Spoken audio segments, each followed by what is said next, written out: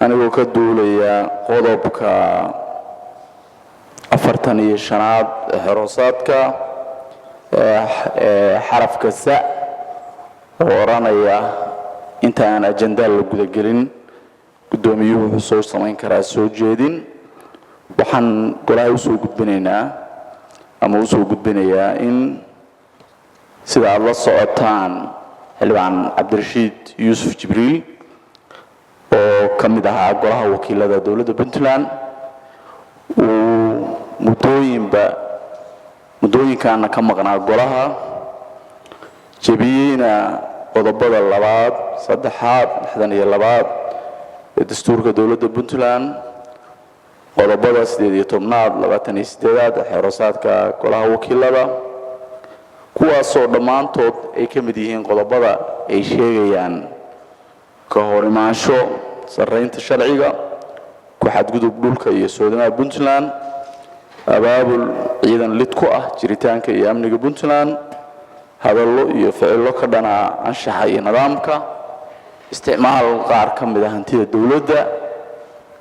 iyo waxyaabo kale oo fara badan ugu dambeyntiina uu isagu si public u sheegay inuu iska casilay xubinnimadii golaha wakiilada uu sheegay inuu is casilay sidaas daraadeed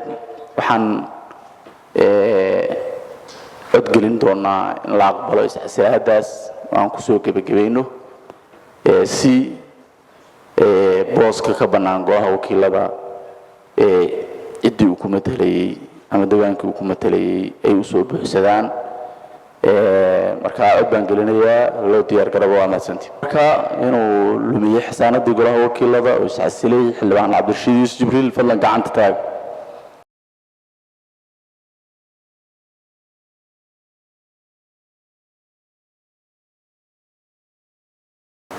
رجية